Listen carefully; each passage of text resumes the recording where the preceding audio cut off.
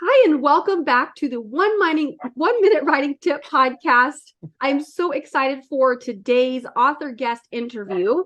I'm talking to Jryan, who is the author of the Learned It in Queen's Communications Playbook, Winning Against Digital Distraction, which is so needed in today's culture. She is a speaker, workshop facilitator, and a coach who is a communication catalyst. She helps people listen better so they have more constructive communication.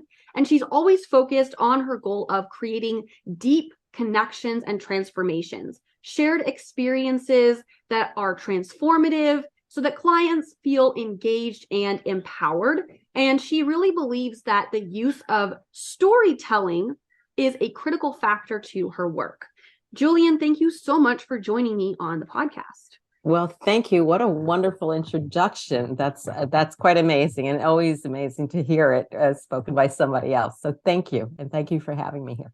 Yeah, absolutely. So will you just kick us off by sharing a little bit about your background and expertise that got you to where you are today? Well, I'll do that. I spent many years in human resources, recruiting, building teams, and doing a lot of listening to what caused challenges at work, what caused frustrations, etc. And then in addition, I did a lot of people watching. So I don't know if you can tell from my accent, but I am from New York City, born in Brooklyn, raised in Queens, lifetime New Yorker. So when I was commuting to work, which always took a long time, I would people watch on the train. And what I've realized after a while is that the species had mutated. We had turned into a heads down, living in a bubble species because we were all looking at our cell phones and not paying attention. And that was also happening in the office. When I dialed back what was causing challenges or conflict, I could usually piece it back to some simple interactions that somebody wasn't listening, somebody wasn't looking up, somebody was just making a lot of assumptions. So that's a little of the preamble of how the book and other things developed. But keep going. It's all, I'm going to do some listening to your next question. Yeah, absolutely. I love what you shared about how you just took your observation in life and were like, wow, this is something that I need to address. And this is something that I can really help people with so that we can get back to what's a core part of our nature, which is needing that relationship. And communication is such a critical part of that. So I love that you shared that. So, how did that lead into your book and your coaching and really expanding it more into the business side of it? Okay. I've always used the act of storytelling or pulling people's stories in interviews and coaching situations, because as much as facts help, when somebody talks about something that really impacted them emotionally, you get much more detail and context. And it was the start of really seeing how important that was and how it was a game changer at work in building trust so people could come and talk to me, or when I was coaching them on their development, their next job, maybe how to look at the organization, it really made a difference. But before there was a book, there was a speech. Someone, brave soul out there, met me in the course of a conversation, and he was involved in organizing conferences. And he introduced me to somebody who was the director and producer. And I'm telling you, I still listen to this and think it's amazing. Without a video, without anything else, just on the strength of I had given some talks in the past, they invited me to be a keynote speaker. Now, at first I thought, it's going to be 200 people. I'm not a big name. I'm going to be down a hallway in a room. I've done those size groups. But it wasn't until a friend of mine sat me down who was going to be another major speaker at this event and told me, 500 people, executives are going to be in the room, big stage, big screen, and life change. So ask me a leading question so I can tell you what happened after that. Okay, tell me what happened after that. Excellent teamwork here. Well, my inner queen's voice came out after thinking, well, be careful what you ask for. You're certainly getting it now. Secondly, I was going, they're going to see this short little person on this stage and go, who is she? What does she have to say? And then the other part of me piped up and said, they're going to hear my Queens and New York accent, and that's all they're going to hear. So after a few minutes, the wisest thing came out of me, and it was an answer. You're going to show up and be who you are and keep it authentic. And the best gift of that was the actual burro became my sidekick and enabled me to make analogies and metaphors about what it is to be frustrated when we're communicating. We have commutes. We all have commutes. We have to do things when we read an email and it gets frustrating. So the thing that I was so worried about ended up being the most important part of me. And it changed how I looked at myself and my work and how I related to my audience. Wow, that's so amazing. And I love that you took the same principles that you teach and applied them to yourself. Yes. And then lived that out as an example for your audience in order to teach them the same thing. And that's so beautiful. Wow. So talk to me about that. You brought up storytelling and that principle of applying it to your work and your communication. So talk to me about that storytelling and how that factors into what, like for our listeners that are trying to communicate, whether that be through their own conversation or through written communication. How does that factor into what they're trying to accomplish? Storytelling is an amazing complement to what we're trying to communicate with others. Sometimes facts matter, sometimes it's numbers, but when you layer it with a story that's particularly even if it's personal and professional, that means something to you, you're layering it with sensory details. You're providing emotion with it. The listener immediately starts to lean in because we all are hardwired for stories. It's something that every culture shares, and it's been with us from the beginning of time. And studies have shown us that the brain starts to fire and mirror what the other person is saying. So think about an old-fashioned movie where there's a split screen. While that individual's listening to you, they are also coming up with pictures in their heads and maybe reflecting on incidents in their life that this resonates with it. So it's a way of bringing the group together and the listener together. We listen with our whole brain when we're sharing a story. Now, do we do this all the time? No. Sometimes it doesn't deserve it. You have to ask yourself, does what I'm trying to communicate deserve a story now? And if so, why? Maybe you can just use a metaphor that's very colorful to show your analogy. Like I could tell you story is part of my life. It's been there when I was a kid reading picture books and bios. So something that will help bring it to life. But the storytelling is powerful. And I'm on a mission to share more of it because it helps build trust and some understanding and context. May not always agree, but it's the context and the why and the how that makes a difference when we share a story. I love what you said there. Yeah, so beautiful. And so as you're talking about that emotional experience and how it connects and brings the group together, I want to ask you, you said that it started with a speech and then it grew to this place.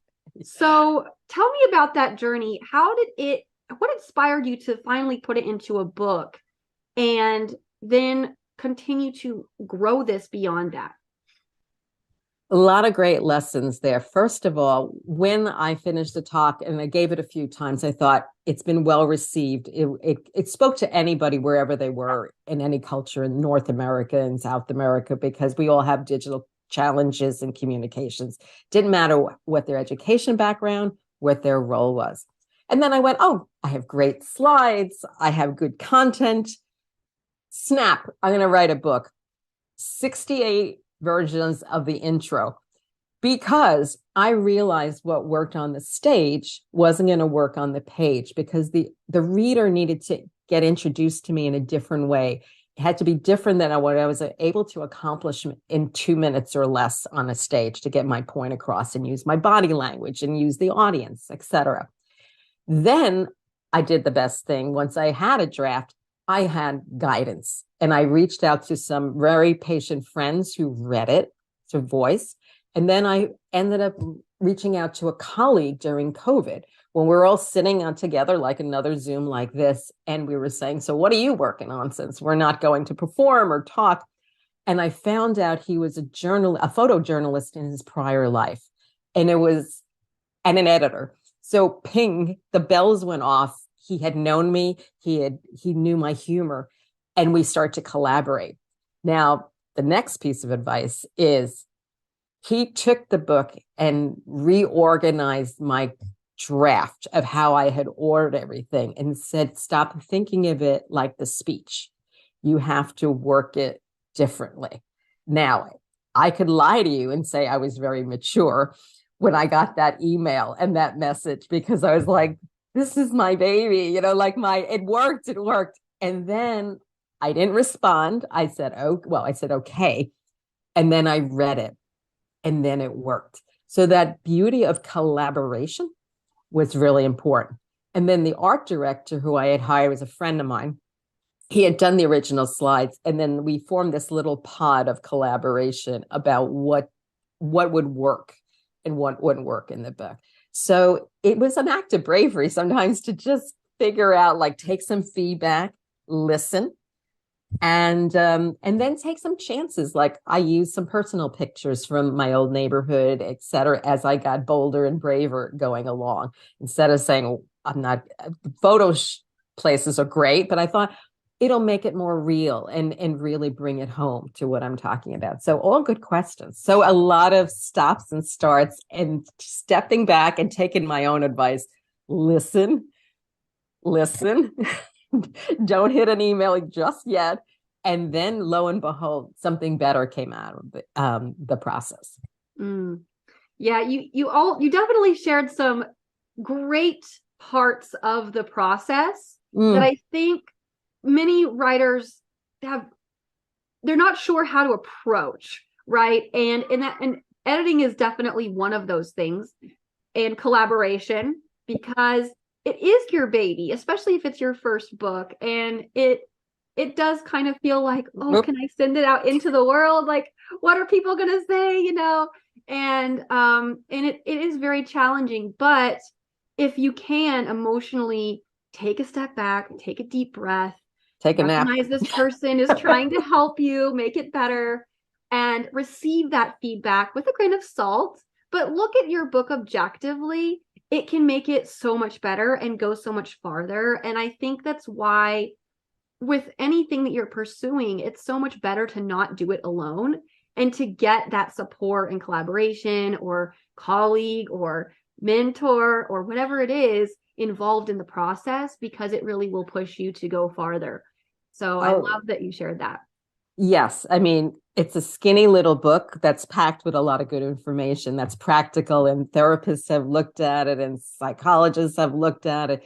But the page of acknowledgments is long, because a lot of people went into their feedback and their comments. And I write humorous things that really come from the heart, but I felt like I had to test it. So you can't sit there sometimes and say, I'm going to make you laugh. Hopefully you'll laugh. So I had to figure out ways to insert a few comments or few examples of things into a conversation, which is quite interesting sometimes, to test it. So the person wasn't getting ready to react. So it had to happen naturally. And, and then listening to what people added. One of the most important parts was at the end, when I was done and I was asking somebody to write an acknowledgement, she said, you left me at the end. You just ended the book. There was no goodbye.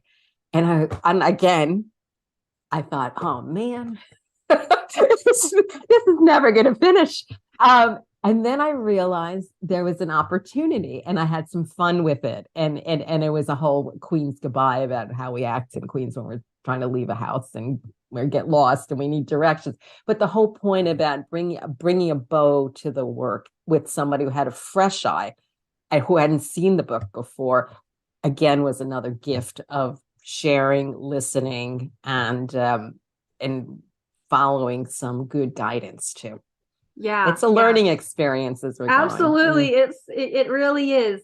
But one so worthwhile. And I can tell how you grew as a person and as in your communication as well through that process. And I love that. And so I've noticed too that you are walking what you teach. So you're using storytelling just in sharing with me about the process and about your own growth. And one thing that you mentioned was, how do I infuse my humor and my voice and my own style into the book? Because a book, you don't have the body language, like you said, you don't have the vocal tones, you don't have the audience to engage you, but your reader still is, it's a dialogue. It's a communication and a conversation with your reader. So how do you communicate that? So through that process, how did you really own your voice? And what would be your tips for our listeners on how they can do that and apply that to their book that they're working on? One of the things that was helpful at the beginning is I had some very good pictures that I had co-created with a colleague. There's one picture in there I call the angry red dude. He was red in the slides. In the book, he's black and white. But he's the example of what happens when we overreact. So sometimes the picture is the sidekick and it brings the visual to life. Sometimes the font size made a difference to punctuate a conversation. I also put a grid of expressions that we use in New York. And there's a small pod of my editor and his family, who are also writers in Ohio, whose language patterns have been corrupted because they would sit around the dinner table and read from the book to practice my pronunciation table to see if it really worked. So there was some great give and take. And then to just take a leap of faith. Like, one of the things I talk about in the book at the end, besides the digital, is to have front stoop conversations. Now you're saying, what's a stoop? Well, New York, everything changes, but one of the words we've hung on to is stoop. It's a Dutch word for front steps. And I always encourage people, basically, if you want to build some trust, is to find places you can have in your space conversations versus in your face interactions. And stoops were one of those places in New York. You could people watch, you could have a snack, you could have a chat. So to find those moments in your own life at a table, a desk, wherever it is, on a park bench, to have that kind of interaction. So bring your life into your work. And I think the more we're real with ourselves and we show up loving what we're doing and being willing to listen, that creates an atmosphere for the person to feel a little safer and feel, well, I'm respected, I'm heard, and I'm seen. Mm-hmm. Yeah, 100%. I agree with you. And I love what you shared on taking a leap of faith and learning through that process. What you shared was definitely spot on. And so as you're talking about the process through the book and what people can learn and glean, talk to me about if someone is listening and they're like, wow, I could definitely benefit from this book, and they're wanting to connect further with you and explore more of your humor and your voice. What can they expect by interacting with you and working with you, and even beyond just the book? What can they expect from being in your world? Thank you for asking. I work with a story methodology that allows you to talk about yourself with a fresh ear, because we delve into stories maybe of things you're proud of, things that were challenging, and we start to piece out what made a difference, because that is something then you can start to use in your conversations, or whether you're managing somebody, whether you're coaching kids or teaching in a classroom. So it's a specific methodology. Now, I do that one-to-one, and I encourage people to use their voice and practice things in new and fresh ways. The power of storytelling isn't even though I'm entertaining and I like to make people laugh in a group, it's when I step away and I watch people using storytelling. So one of the things I also work with is how you use your body, your voice, and the choice of words. Sometimes we've used some very dismissive words. I'm trying, I should. And repeating those back to somebody can really help break some habits and own your space, own your confidence. So I work in very many different ways, again, as one-to-one and in group settings, because it is powerful. There's always something new to learn. Look, I know my husband for decades, and I'm always surprised and happy when I hear something new, as opposed to every story I've heard before. So it's a fresh ear and a fresh way of learning what's important. And it's a great mirror back to what we should be really celebrating about ourselves. Wow. It sounds like whether it's one-to-one or a group or just even just reading your book, that there's so much to glean and learn and then apply in order to really edify and help people have more meaningful communication and by byproduct relationships as well. And I love that you mentioned that it works for any type of relationship, whether it be work or family, kids, husband, like it's so important for sure. So that's where I workshop a lot of things. That's an ongoing education that never ends. Yeah, I can imagine. And that's because, they're human beings have a natural desire for those things, but we don't always have the skill set for those things. And so there's never going to be a shortage of people that need that skill set and to learn and to grow in those areas. So yeah. I laugh because, and I got a little bit over there. I have this book on my desk in front of me every day as a reminder about some of my rules or plays I have in the book about don't jump to, make assumptions and, hang on to your inner child that's having a tantrum sometimes, because I don't approach it as like, oh, hey, I'm the expert. We learn every day. And that's the interesting thing about communication, talking. We have to practice it every day, because each dial, I could talk to you tomorrow. It's a new experience again. So we can't do a check mark and go, I've covered that. I'm done. It's a new dynamic. It's a new experience. How you showed up today is going to be very different than maybe next week, and things that are behind the scenes that we don't know about. So it's ongoing, and every day you have to practice and come in with attention to do your best and learn. And then if you make a mistake, we have an expression in Queens, you need to learn this, a do-over. Find a way to improve or change that perspective. And I think that's the gift. Something simple so that you can show that person you are trying to be a better version of that conversation. Absolutely. Yeah, I think that's so true, is being able to be humble and own your mistakes and learn the lessons from them and move on, as opposed to just dwelling in that mistake. It's so important to be able to do that.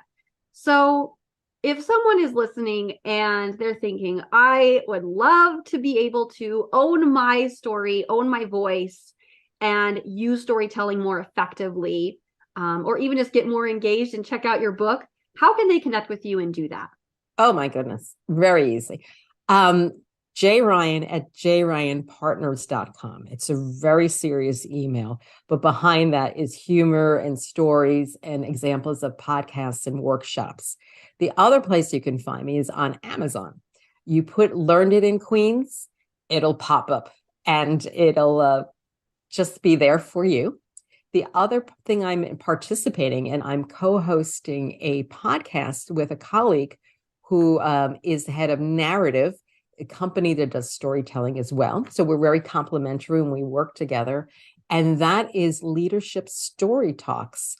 And that usually a podcast is coming out once a week now. So, and we talk about engagement and communications and how people have used their story to make a change, transform their work, etc. So it's fun. It's like we're doing today. It's a conversation. And I think it's figuring out new ways to show up for each other. So those are 3 places. And I'm always happy to talk and collaborate. So please do reach out. It's exciting. Amazing. Amazing. So for all my listeners, if you want to improve your communication, especially your storytelling abilities, and really own your voice, I would highly recommend reaching out to Julienne. I will leave her details and links in the description for you guys as well. And Perfect. Julienne, thank you so much for joining me Thank on you the so much. podcast. It's a pleasure and it's a joy to talk and connect. And let's make a difference with our stories and our conversations. That's the most important thing. Absolutely. Absolutely. So for all my listeners, thank you for tuning in. Leave a review wherever you're listening from, and I will see you on the next one.